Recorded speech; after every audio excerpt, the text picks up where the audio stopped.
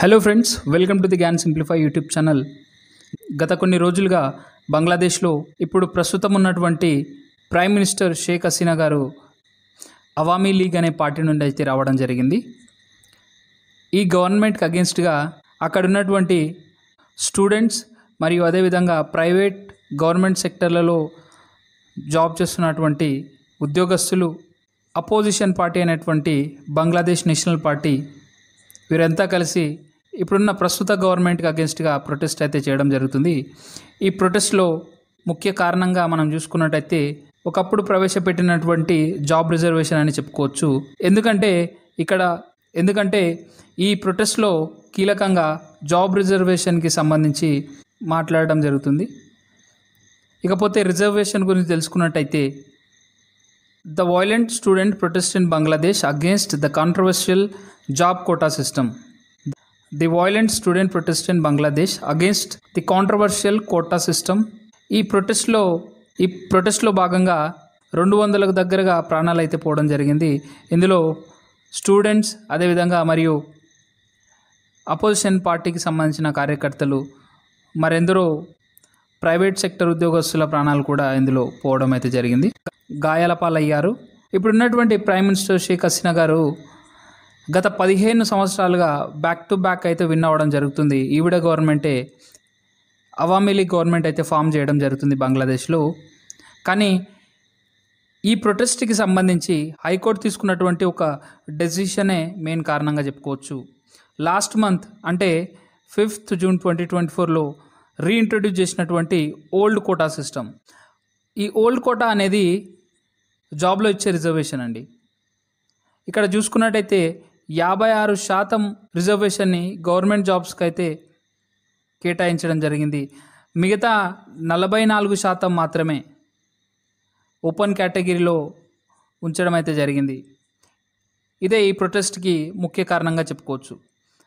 ఇకపోతే ఈ 56% రిజర్వేషన్లో 30% మాత్రం ఫ్రీడమ్ ఫైటర్స్, అదేవిధంగా వారి ఎన్ఓకేస్, నెక్స్ట్ ఆఫ్ కిన్, అదేవిధంగా వారి యొక్క సంతానానికైతే ఈ రిజర్వేషన్ అయితే ఇవ్వడం జరిగింది.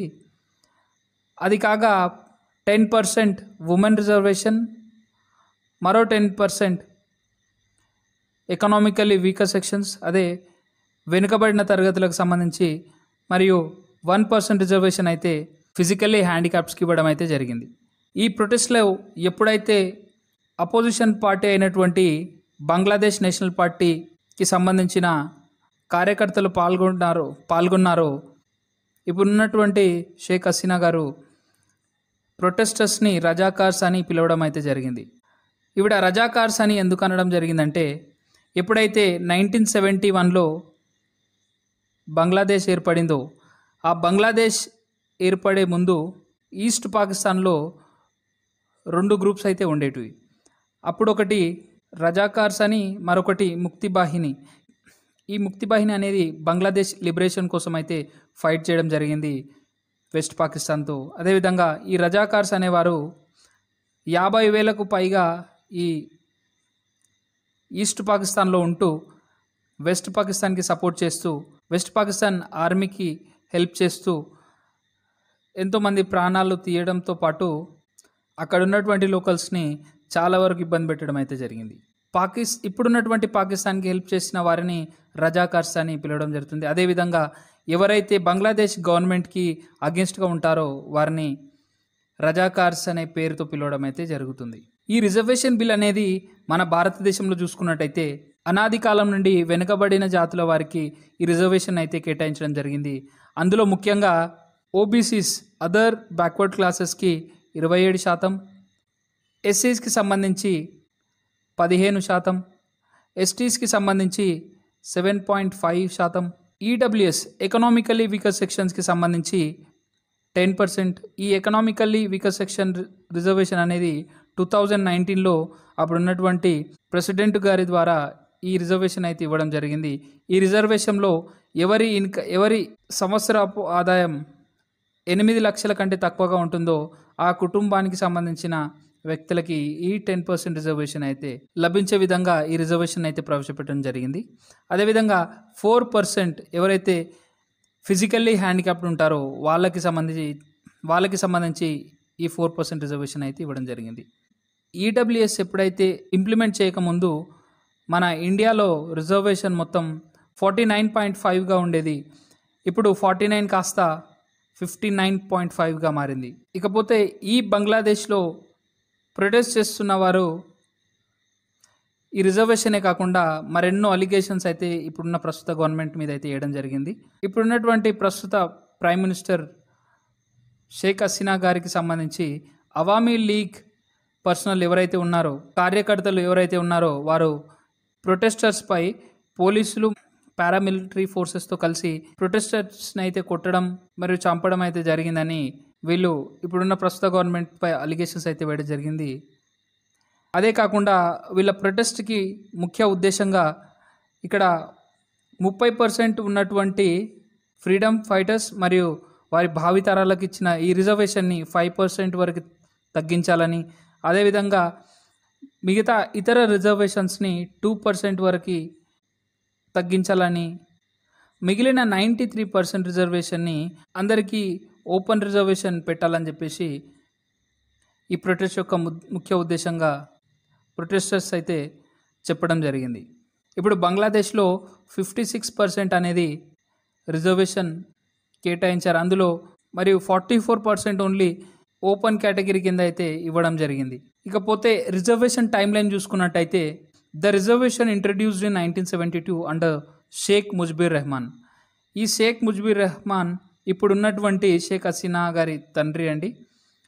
ఈయన 1972 ఎప్పుడైతే బంగ్లాదేశ్ ఏర్పడిందో 1971లో ఏర్పడిన ఒక సంవత్సరానికే 1972లో ఆ బంగ్లాదేశ్ లిబరేషన్ వార్లో ఎవరైతే పాల్గొన్నారో, ఎవరైతే యుద్ధ భూమిలో ప్రాణాలు పోగొట్టుకున్నారో, అదేవిధంగా గాయాల పాలయ్యారో వారికి మరియు దేశ అభివృద్ధికి సంబంధించి రిజర్వేషన్ అయితే తీసుకురావడం జరిగింది.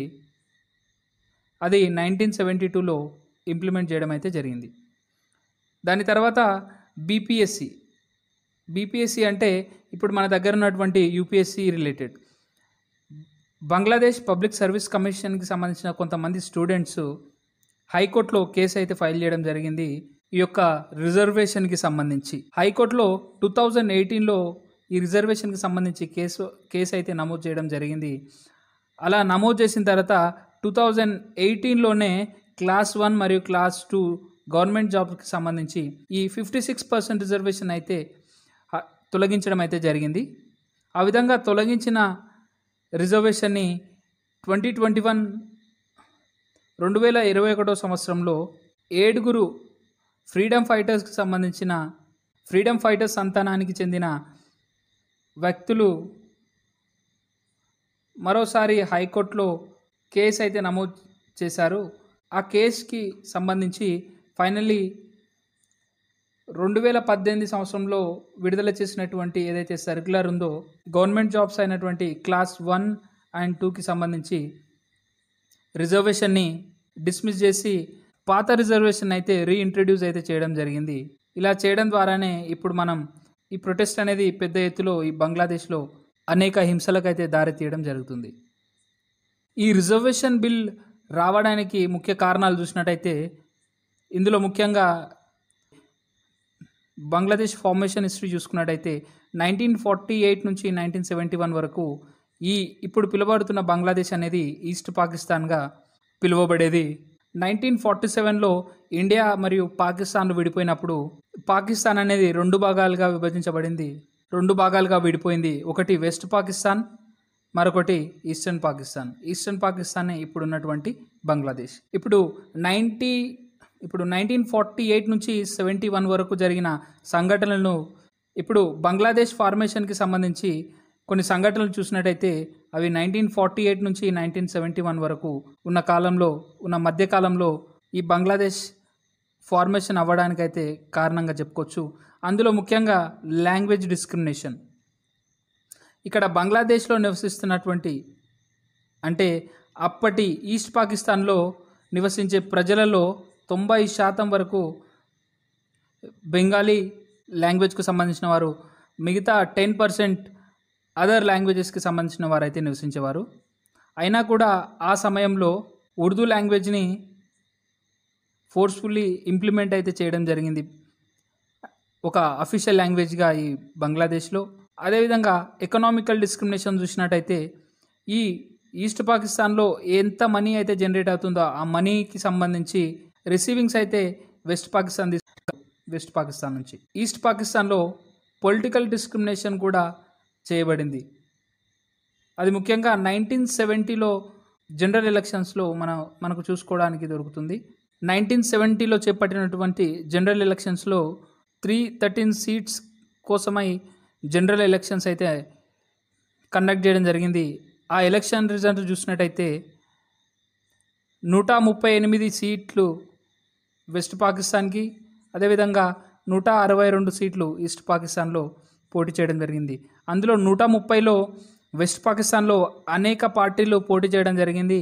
అండ్ అదేవిధంగా ఈస్ట్ పాకిస్తాన్లో 162 సీట్లకు గాను పోటీ చేయగా అతి భారీ మెజారిటీతో ఈస్ట్ పాకిస్తాన్లో 162 సీట్లతో ఇప్పుడున్నటువంటి అవామీ లీగ్ గెలవడం అయితే జరిగింది. ఇలా గెలిచిన తర్వాత ఎక్కువ మెజారిటీతో ఈస్ట్ పాకిస్తాన్ అనేది పవర్ తీసుకోబోయే ముందే అప్పుడున్నటువంటి west Pakistan army chief Yahya Khan Sheikh Mujibur రెహమాన్ని జైల్లో వేయడం అయితే జరిగింది, బంధించి. అదే కాకుండా వెస్ట్ పాకిస్తాన్ నుంచి పాక్ ఆర్మీని ఈస్ట్ పాకిస్తాన్కి పంపి అక్కడ ఎన్నో రకాల అఘాయిత్యాలకు పాల్పడడం అయితే జరిగింది పాకిస్తాన్ ఆర్మీ. అదేవిధంగా ఇలాంటి సంఘటనలను చూసినటువంటి అప్పటి ఈస్ట్ పాకిస్తాన్ ప్రజలు 50% జనాభా ఇతర దేశాలకైతే వలస వెళ్ళడం జరిగింది. అందులో 10,000 కోట్ల జనాభా అయితే మన ఇండియాలో రెఫ్యూజీ అయితే తీసుకోవడం జరిగింది. ఈ విధంగా వెస్ట్ పాకిస్తాన్లోని ఆర్మీ ఈస్ట్ పాకిస్తాన్లో చేసే ఈ దౌర్జన్యాన్ని అప్పటి అవామీ లీగ్ లీడర్ అయినటువంటి షేక్ ముజిబుర్ రెహమాన్ అండ్ ఇతర పార్టీ కార్యకర్తలు ఇండియా నుంచి అయితే సహాయం కోరడం జరిగింది. ఇక ఈ బంగ్లాదేశ్ ఫార్మేషన్లో భాగంగా కొన్ని సంఘటనలు చూసుకున్నట్టయితే ఇక్కడ మనం చూసుకోవచ్చు, అప్పటి ప్రజలు వెస్ట్ పాకిస్తాన్ మిలిటరీ యొక్క అఘాయిత్యాలను చూసి అక్కడి నుంచి డిస్ప్లేస్ అయితే అవ్వడం జరిగింది ఇతర దేశాలకు. అలా అవుతుండగా బంగ్లాదేశ్ ఇండియా సహాయం కోరడంతో ఇండియా తమ సైనికులను బంగ్లాదేశ్కి అయితే పంపడం జరిగింది. బంగ్లాదేశ్కి ఇండియన్ ఆర్మీ ద్వారా, ఎయిర్ ఫోర్స్ ద్వారా సహాయం చేసి ఈ బంగ్లాదేశ్ ఏర్పడడానికి ఇండియా ముఖ్యమైన పాత్ర అయితే వహించడం జరిగింది.